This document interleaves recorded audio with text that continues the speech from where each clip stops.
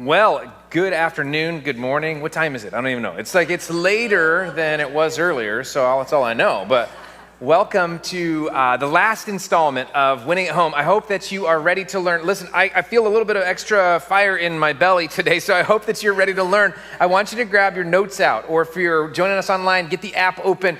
Make sure that you're taking notes today, because I want to give you some stuff that will change your life. Wouldn't that be great if that's what God did for us today, that our lives would be better? For having been together with him through learning something he's taught us that will make a difference in everyday life. That's kind of what we do at Westside on the weekends, and I want you to grab your pencil or pen and get your heart open. I have a question for you as we start, though, okay? It's a hard question, so don't be mad at me for asking it, all right? You ready? No promises, okay. Here's the question. Are you happy at home? Are you happy at home? It's a good question. It's a hard question because everybody here probably has a different answer depending on the day. You know, some of us might go, well, there's things at home I'm happy with and there's things I'm not happy with. I'm happy with my recliner. Not always happy with my kids. You know, you might think that. It's just, what are you happy about at home? What does it even mean to be happy at home? And if you aren't happy at home, how do you get happy at home? And does it even matter? That's a good question. Does it even matter? Here's what we find. There is a study out by the Happiness Institute, and it talks about how important it is to be happy at home. And basically what it says is that 73% of people would say that happiness is the most important factor. Happiness at home, is the most important factor in their overall happiness. So happiness at home is the most important factor in their overall happiness. In fact, we find from that report that happiness at home is 3 times as important to people as their income. Which you might not always guess. People are pretty obsessed about how much money they make, right? But most people would say, no, I'm much more interested in developing a home life that I'm happy with. Now I realize there's people here from all walks of life, on site, online, that some of us might say, well, I'm single, so my home life is pretty simple. It's me and my cat, or me and my dog, or me and, maybe for you it's a roommate, me and my roommate. Maybe for you it's a spouse, or it involves kids and a family. So home life means a lot of different things, but we all need a home life. And that report, by the way, is independent of all those factors. Home life is a big, big deal to all of us. I have personally found that my home mood follows me throughout the day. Have you found that to be true? That your home mood, the tone of your home, follows you around. And there's days that, it starts out good and it's awesome. And so you're skipping through the day. And then there's other days that it starts out bad and it's really hard. You could have if you had a bad morning at home, it wouldn't matter if you were going to the airport and getting on an airplane and going to Disneyland. It would suck. You'd be like, I hate Disneyland. This place is not the happiest. This is the worst place on earth. Look at all these lines. You'd be focused on all the negative stuff, right? You'd be mad at the customer service. It's all really happens as you look back at your home life. However, if you have a great morning, a great start at home, then you could be off to work in the most miserable job, but you'd be like, actually, I love my job, And these people aren't as annoying as I remember. And all of these things, because why? Because your tone at home follows you around. It sets the tone for your life. And we've said in this series, as goes your home life, so goes your whole life, which is really true. So I want to talk to you today about happiness at home. Our oldest son, Dawson, he's actually been in California for a while, serving at a church in the Santa Cruz area. And he's getting ready. He'll be back with us in just a couple of weeks. And he's going to be with us for about 4 months, I think. And we love being with Dawson. Dawson, we love being with you. I am going to say something kind of this one thing, okay? There's just this one thing. When Dawson is at home, we've noticed when we're around Dawson, that kid is noisy. I mean, he just makes a lot of noise. I call him a noise box. I mean, it's just there's not a moment, there's not a second during the day where he's not humming, beatboxing, singing, talking. He just doesn't stop. And when our kids were younger, the kind of conflict arose out of this. So we have Dawson, we have Caitlin, we have Caleb, and it was tight quarters, and there's the bathroom, and everybody's brushing their teeth, and it's like, you can annoy each other pretty fast in that kind of scenario. But the kids would always kind of get on Dawson about like, can you just shut up for 30 seconds, while I do my homework? And we kind of had to step in because he would whistle, all these things. And we said, what it is, guys, is Dawson has a happy heart, and he can't help but let it out, And it's really true. So Dawson, keep making your noise. We love it. It makes our lives brighter. But what if for you it was your home? Well, it was like, I have such a happy home, I just can't help but let it out. That could change your whole life. That could get you a promotion. That could make your marriage better. That could make your dating life better. It could make so many things better if you said, I'm going to determine to have a happy home life. You might be sitting there going like, well, if it was in my control, I would have already had a happy home life. Maybe, maybe not, because it just depends on what you already know. Because here's what I want you to see at the top of your notes. Everyone wants a happy home life. Not everyone knows how to get it. Everyone wants a happy home. Not everybody knows how to get it. If we knew how to get it, we would have it, right? But there's some secrets. There's some things that need to be uncovered. There's some things that need to be learned and then practiced. And we're going to talk about those things today. What we know about God is that he had a design for our happiness. That God, I believe with all my heart that we were designed for happiness by God. That God is a good creator who made us to enjoy life. Why else would he put two people in the Garden of Eden together naked at the very beginning? God wanted us to be happy. Now, did we depart from that plan? Yes, we did. And so what we find is that there's this thing called sin that came in and wrecked a lot of the stuff that God set up.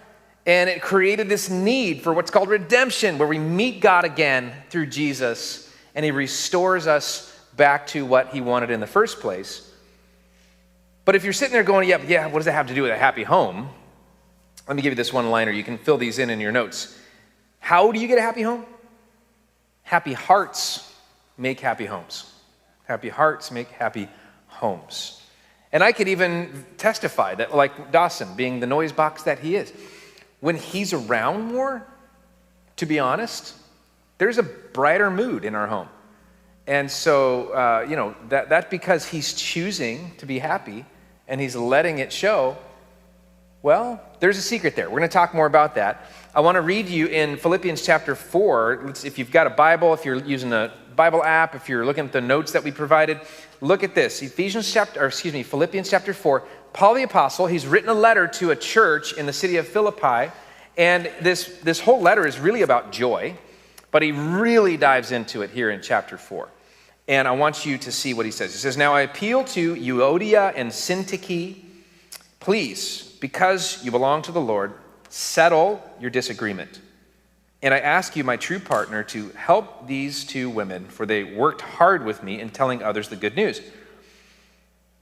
They worked along with Clement and the rest of my coworkers, whose names are written in the book of life."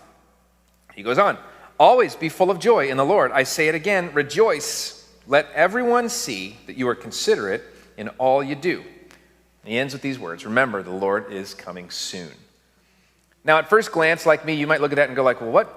These are like just a bunch of disjointed thoughts, and I don't really see the connection to happiness at home. But as I looked deeper, I realized and I remembered, Paul was talking about joy.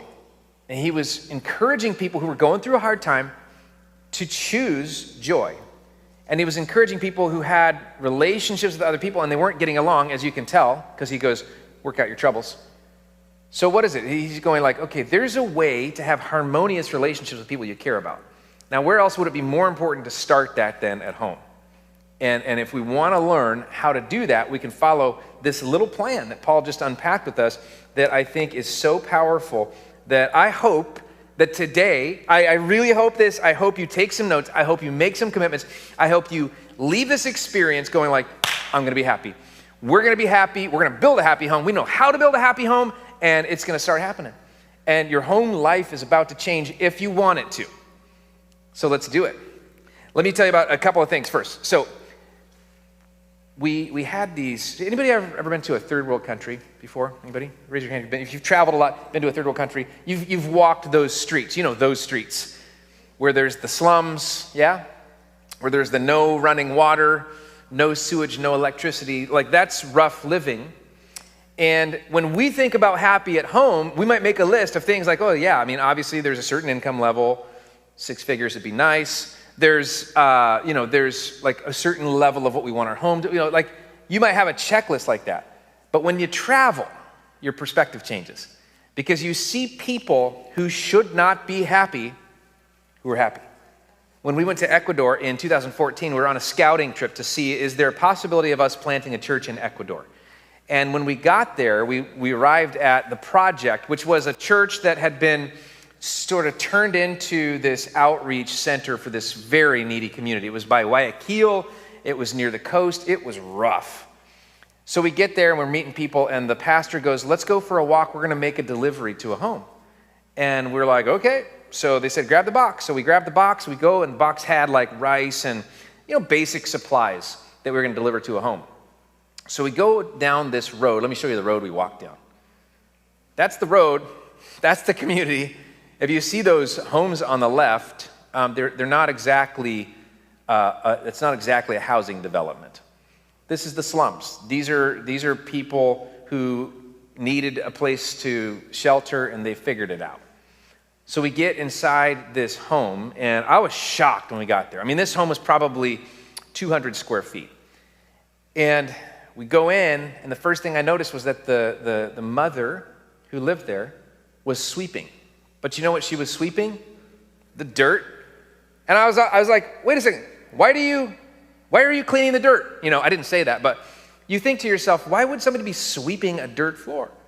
And I realized as I was sitting there, it's because she cares about her family. She cares about her kids that she's raising. She cares about her own self-respect. She cares enough to go, I'm going to do the best I can with what God has given me. Here's the thing about that lady. She had just become a follower of Jesus at the church that we were partnering with for that trip. And as soon as she said yes to Jesus, her husband said no to her and left her with the kids and no income and no plan. So actually, she had to build that little home that we were in on her own with sticks and tin and cardboard. And when we walked in, the first thing that hit me was, this lady's happy. How? How is she happy? Her kids were happy. How were they happy? We'd found out that she'd enrolled in a program to train her. She's learning, like, how do I be a great mom? How do I bring spiritual principles into my home? I mean, she was surrounded by the love of this church family, and she was happy. She had nothing. She had no money in the bank. She had no job. She had no ability to, do what most of us would say would make us happy, but she was happy. And that same day, we went back to the church for a little bit to hang out, and we got to play with the kids. And I want to show you the other person that really struck me that day was this girl right here. Isn't she cute? I could not stop hanging out with this girl and talking to her and just absorbing her own happiness. I mean, granted, she had a Coke and a puppy, so that's pretty much all you need in life, I guess. But the thing is that we just noticed that day and we're like, man, these people have a different approach to happiness than we have in the United States of America. It's like they know something we don't. And I want to explore that with you today so we can become people who are genuinely happier. So, how does happy happen? That's what we're talking about. Here's how happy happens. 5 things I want you to write down in your notes. The first one is this. Paul teaches it. Number 1, unity. Happiness at home begins with unity. You could have nothing, but have each other, and you have everything. And that's what we learn even from Philippians chapter 4. Look at verse 2, where it says this. It says, because you belong to the Lord, settle your disagreement. Oh. So what Paul is saying is, you want joy, but you're not willing to settle your disagreements. Oh, you want to have a happy home, you're just not willing to do the work or be transparent enough or have that hard conversation to settle your disagreement. Well, that's required for happiness at home. And it's worth it because if you think about the fact that your mood at home, the tone of your home, follows you around in life, wouldn't you want to move past that trouble so that you can actually have the joy that's going to then spill out to everything else? Yeah, I know we all would want that. And most of the time it's like we don't know how to get there. Because if you've had a speed bump with somebody who lives in your home, you know how difficult it is to have those conversations. And I want to invite you, if you haven't already done this, tune in to our podcast. Go subscribe to the Westside Podcast. You can get it on YouTube or on Apple Music or Apple Podcasts or Google or whatever. But go find it and subscribe and listen to the episode or watch the episode that we did, Midweek Motivation, with Nancy Castile, a psychologist in our church. And we talked about how to have that difficult conversation. Because sometimes it's just a matter of knowing the approach. And once you have the approach, you can have the conversation. If you have the conversation, God can work it out and you can settle your disputes and you can be back to joy. It could be in this room or online that there's one person in your home and there's one incident between you, and that one thing is keeping you from having unity, which is keeping you from having happiness, and everything looks like it's horrible, but it's just the one thing. Paul goes, unity. That's so, so important. Somebody said you could take a tuning fork for a piano and you could go tune a piano and you could go tune another one and you could tune 100 pianos with the same tuning fork. And what would happen is all the pianos would be tuned together. They'd all be synchronized. They'd all be in harmony because you had the same common alignment with the same sound, and so everything moves together. And the same is for us. That's why Paul said this. Because you belong to the Lord, he's our tuning fork. Align yourself with the rhythm, with the harmony of God's Spirit, with what he wants in our lives, and we will have unity and we will have happiness. And so I want to challenge you to take that hard step if you haven't already. Second thing in your notes is this. If you're going like, well, yeah, but what is happiness? How do I get it home? Number 2, security. Now, any kid would probably be able to tell us this. You can't have happiness without security. And there's something involved in security that goes much deeper than financial security to create happiness at home, because otherwise that lady down in Ecuador wouldn't have been happy. But she was happy. Genuinely, I'm not saying she was momentarily happy. I'm saying that lady was happy because she had something deeper than financial security. She had something that Paul describes actually in Philippians chapter 4, verse 3. He says this. He goes, they worked along with Clement and the rest of my coworkers whose names are written in the book of life. What's he saying? He's going, I want you to be filled with joy in all your relationships. In order to do that, you have to settle a dispute. And he goes, don't forget the reason for all of this that is possible is because their names are written in the book of life. Because he's going, because you have a security that goes deeper than anything external in your life, that goes deeper than the circumstances or the bank account or whether you have new or old carpet in your house. No, he goes, no, it's about your relationship with your Creator. He said, because their names are written in the book of life, they have ultimate security. Ultimate security gives you courage to do whatever it takes. You know, ultimate security lasts you through those lulls when maybe you and your spouse you feel like the flame has gone out. Does that mean you walk away from a marriage? No. It means that you go through those seasons in marriage. It means you go through those seasons in a family, and you go through them because you have something bigger and better than just the day in and day out to hold you through it. Your name is written in the book of life, and we learn from the book of Revelation, actually, that there is a book of life. That Jesus, when you say, I trust Jesus with my soul, he puts your name in the book of life. And sometimes you feel like, well, I don't know. I mean, he might have an eraser. But that's not how God works. I mean, he gives love, he gives love. And it's so wonderful to know that there's, you know, if I didn't earn this relationship with God, I certainly can't dismantle it by one stupid move or one bad word or one bad day or even a colossal mistake. Impossible. His grace is just unlimited, and he loves us that much. And once you get that kind of security deep down in your soul, you kind of stop freaking out about the little stuff. You know what I'm saying? It's not such a big deal that somebody might have used the wrong tone when they answered your question. Oh well, what's the big deal? Why do we take those little things and all of a sudden that's all it's all about? But when we focus in on security, Paul is teaching us something here. I was with my dad a while back, and he had this book. And my sister is here. Our real last name is Kvalstad. That's our Norwegian last name, Kvalstad. Say it with me. Kvalstad. Ready? 1, 2, 3. Kvalstad. So you now all officially speak Norwegian. Good job. But this book is like a history of our family. I love it. It's got like the Norwegian flag on there. It's got a picture of our great-grandfather Carl, who, by the way, came over from Norway through Ellis Island. And, kind of a lot of heritage here. And I actually just didn't even see this until recently. And I was like, Dad, why are you hiding all this stuff from us for our whole lives? Here's our family heritage. And I'm supposed to copy this and send it back. And Dad, just so you know, I haven't even wrinkled a page yet. So it's coming back. I will copy it. But I don't know what this kind of stuff, it just kind of like, for some reason, calms me down to be anchored to some roots like that. It gives me this different view. Because my grandpa, Carl's son, was always talking about the family heritage, And I didn't really realize until recently how important that is. And I love that I've got something here I can look at. I can read some stories. I can go, oh yeah, I remember. My grandpa was always instilling in us our security of the fact that we follow Jesus and what our family is about. And I think that's so important for us to go, I'm going to make a commitment to that relationship, that first and foremost relationship with my Creator. That's the thing that will give us the stability, the security to get through those little things that sometimes we just let them be a big deal, and then all of our happiness goes away. Number 3 in your notes is this, is intentionality. Intentionality. So think about this.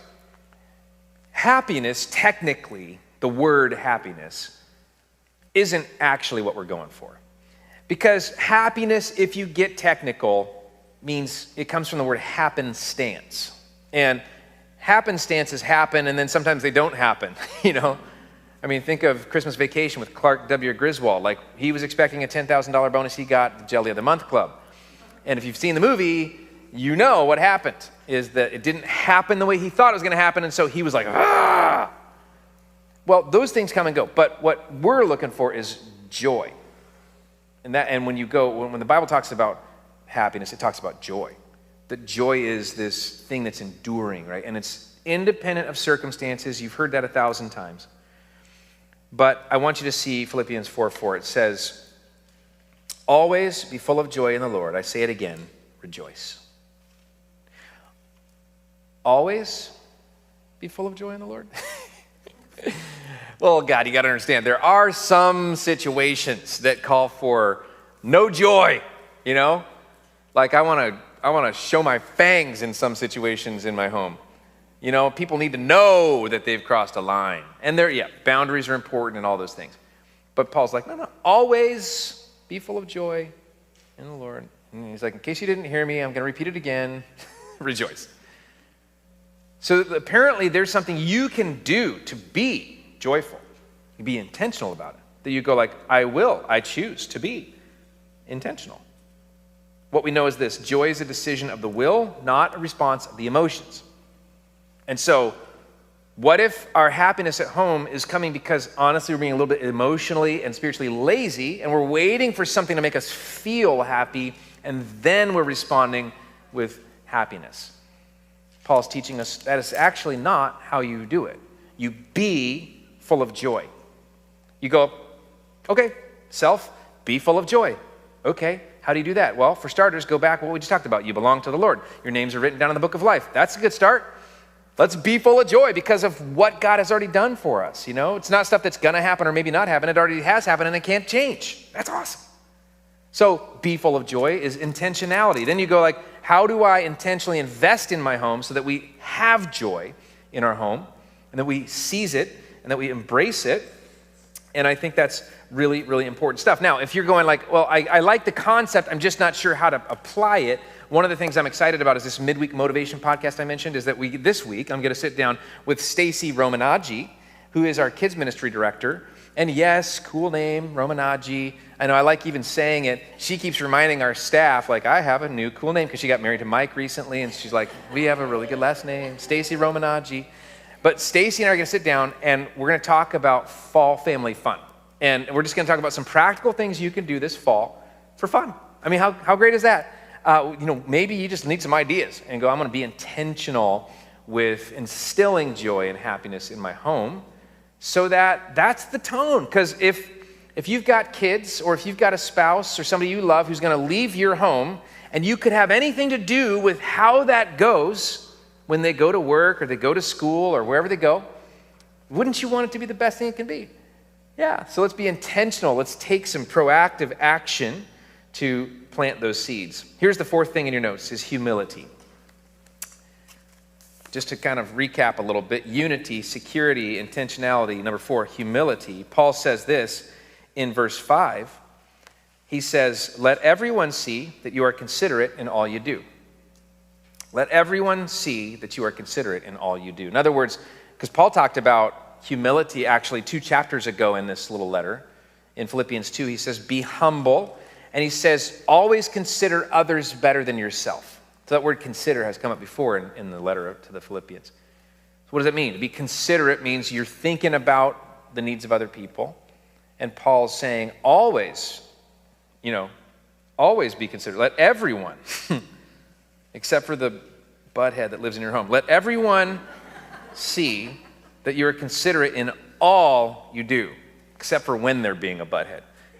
But it doesn't have any except in there. It's like, it's always going to happen. You're always going to be considerate. I mean, how hard is that?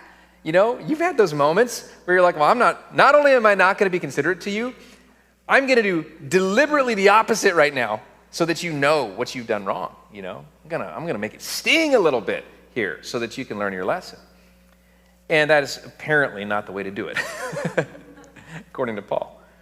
I love what he says. He goes, let everyone see that you are considerate in all you do. How do you be considerate to somebody who's pushed your buttons? Or worse, crossed a known boundary and done damage? How do you be considerate? I think one of the keys is knowing the difference between a doormat and a platform.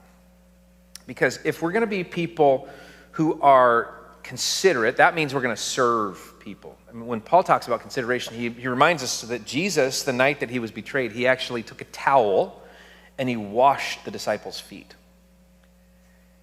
Okay, that's a demonstration of service and of consideration. For one, he's probably like, you guys smell. So, let's get this straightened up. But no, the truth is he was serving. And Paul goes, do that to one another. And apparently it doesn't depend on whether they've been super cool to you or they did that to you. This isn't about reciprocity. This is about obedience. And Paul is going, serve. So you ever felt like a doormat in a relationship before? Everybody raised their hands. Yeah, we all have. How do you move from that? Because the problem with a doormat is somebody chooses to step on you, right? That's the problem with being a doormat, is that you almost feel like you have no control of how bad people are treating you. And so it's just like, I can't seem to get the wherewithal to create a boundary here, to have a hard conversation. I can't seem to get out of this kind of relationship with this person. I'm a doormat. They're walking on me. They're taking advantage of me. The thing that is happening is they're standing on you, right? And you're looking at that negatively because you don't have a choice in the matter. But what if you consider yourself a platform instead? And you're like, well, the difference between a doormat and a platform is somebody's still standing on you, but in the platform scenario, you choose that. And it's not that they're taking advantage of it, it's that you're holding them up. It's that you're supporting somebody on purpose to help them, to elevate them. Now, sometimes that's tough love and they don't like what you're doing, but you're still serving and it's still consideration, because consideration is going, what do they want? More importantly, what do they need right now? Now, do I be the person that is God's conduit for that activity right now? So I'm going to serve them. And I think that's what Paul would refer to as humility. Humility is not, as Ken Blanchard so wisely pointed out, humility is not thinking less of yourself. In relationships, sometimes if you haven't caught this concept, you could be prone to just go like, I guess humility is being a doormat, think less of myself. I'm just a dirty, rotten scoundrel, and I'm so horrible, and I don't do anything well. And like that's not humility. Humility is not thinking less of yourself. Humility is thinking of yourself less and thinking of others more. And in relationships, if you want to have happiness at home, I love it, because the more you think of somebody else, the better it gets. And you get to this point where you're actually trying to outdo one another with acts of service. That's exciting. You can get there. You start with one act of service. You start with one act of consideration, honestly whether the person deserves it or not. Because if we wait until people deserve it, we're always going to have that measure that goes, well, not quite yet. Let's get a little bit better and then I'll be nice to you. But that's not the way to build happiness at home. The last piece to this puzzle in your notes is called eternity. Eternity.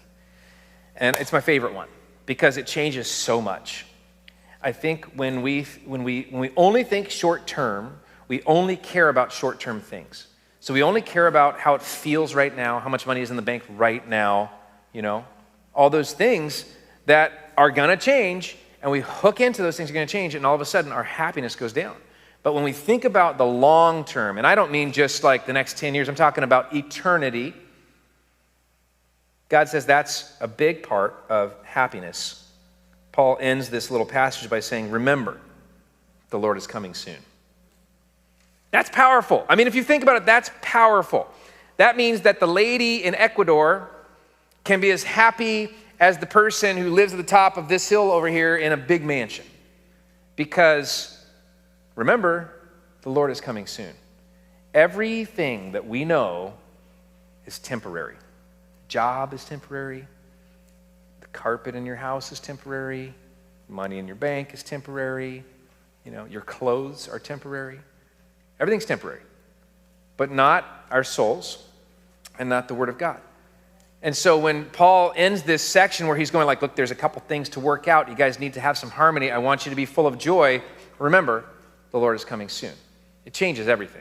I mean, because you can go through life, and if you're only worried about right now, that's called circumstances, then that determines your joy, and then you respond accordingly. But like I was thinking this morning, the weather's been nice the last few days. And then I saw the forecast. And I was like, oh man, the backyard needs to be mowed currently. And it's going to be raining by the afternoon. I don't have time to mow the backyard. And if you get like 2 or 3 or 4 of those things going, you can talk yourself into a bad mood really quick, right? But then I remembered something. You know what? The Lord is coming soon. Who cares about the backyard? I'm not even going to mow the yard anymore because the Lord is coming. It's temporary, right? Right, babe? We agreed on this last service. I'm not mowing the yard anymore because the Lord is coming soon. I have a disagreement in the front row over here. Okay, maybe don't put off things you should be doing because the Lord is coming soon. But doesn't it change your perspective to go, you know what? I mean, the house that we live in is temporary. What does it matter? Why not focus on the eternal part, which is the relationship with God and relationship with the people that He's given us? And go, okay, we could probably work out our disagreements. You ever gone on vacation? Anybody here ever gone on vacation? And you know how it is when you get ready for vacation and it's like torture getting ready for vacation. Oh, it's horrible. You don't sleep. You got all this big list of stuff to do. And you do things you haven't done in a long time, like answer all your emails, stuff like that. But there's something that clicks in your brain. And you're like, well, we're going on vacation in a week. And so I'm going to get ready because I guarantee you I'm going on vacation and I will disconnect from my work. And so you turn into like superhero and you're just more efficient. I mean, you just have priorities and you work hard and you don't waste time and all that. Brian Tracy says that happened. That's a good thing. And he said that's supposed to happen because you've got a compressed schedule because some big event is coming that you're looking forward to. And I think that's what Paul tells us this for. He goes, wait a second, come on. Let's act with some urgency. Let's get this home life straightened out. Let's don't worry about the stuff that doesn't even matter. Let's focus on the important things because the Lord is coming soon. And then the only thing that's going to matter is our relationship with Him and our relationship with other people. Let's get busy making a happy home. It matters so much.